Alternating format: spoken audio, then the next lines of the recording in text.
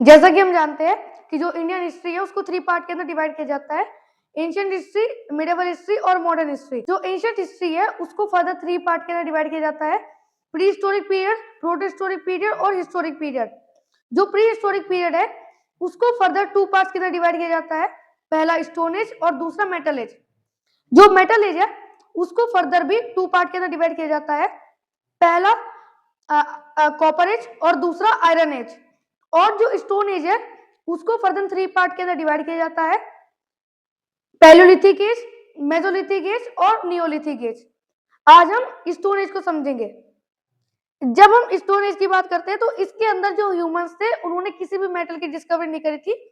वो जो उनको जो पत्थर मिलते थे वो सीधा उसी से ही शिकार करते थे। अपनी जो रोजमर्रा की जिंदगी है वो उसके अंदर वो स्टोन का ही यूज करते थे। जैसा कि हमने भी जाना कि इसको 3 पार्ट्स के अंदर डिवाइड किया गया है, पहला पैलियोलिथिक एज जिसको हम ओल्ड स्टोन एज के नाम से भी जानते हैं, दूसरा मेसोलिथिक पीरियड जिसको हम मिडिल स्टोन एज के नाम से भी जानते हैं और तीसरा नियोलिथिक पीरियड जिसको हम न्यू स्टोन एज के नाम से भी जानते हैं। हम इनको एक एक कर समझेंगे। जो पैलियोलिथिक पीरियड है इसके अंदर जो ह्यूमन बींग्स थे वो हंटर गैदरर थे, यानी कि वो शिकार कर ही उसी फूड को खाते थे। इसी टाइम पीरियड के अंदर जो ह्यूमन है उन्होंने एक जरूरी चीज यानी कि फायर को इन्वेंट करा था। और इस टाइम पीरियड के जो ह्यूमन बींग थे वो जहां पर रहते थे यानी कि जो उनकी केव्स होती थी उसकी जो वॉल होती थी उसके ऊपर पेंटिंग करते थे। इसका एक एग्जांपल है भीमबेटका केव्स जो कि भोपाल मध्य प्रदेश के अंदर स्थित है। इस टाइम पीरियड के जो ह्यूमन बींग थे वो नोमैडिक होते थे, यानी कि जहां पर खाना और पानी और उनको रहने की जगह मिलती थी वो वहीं पर ही जाकर शिफ्ट हो जाते थे, यानी कि जहां पर उनको जीने में आसानी हो वो उसी जगह को अपने रहने के लिए चूज करते थे। जो ह्यूमन बींग्स थे पैलियोलिथिक एज के वो अनपॉलिश्ड और हैवी स्टोन टूल्स का यूज करते थे, यानी कि सीधा स्टोन को उठाकर उनको ये यूज करते थे शिकार करने के लिए। इसके कुछ एग्जांपल्स है हैंड एक्सेस, स्क्रैपर्स और क्लीवर्स। दूसरा मेसोलिथिक पीरियड जो कि एक छोटा लेकिन एक महत्वपूर्ण चैप्टर है स्टोन एज का।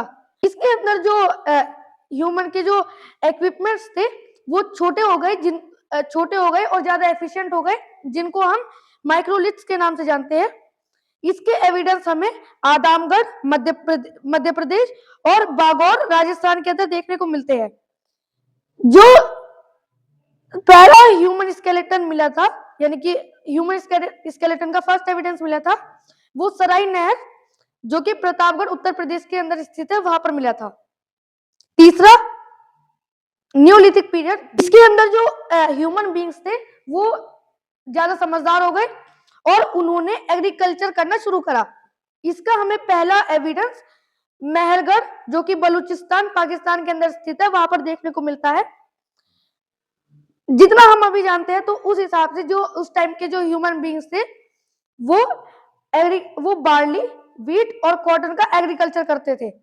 इसी टाइम पीरियड के अंदर व्हील्स यानी कि पहियों का इन्वेंशन हुआ था और जो राइस हार्वेस्टिंग है उसका पहला एविडेंस हमें कोल्डिहावा उत्तर प्रदेश के अंदर स्थित है।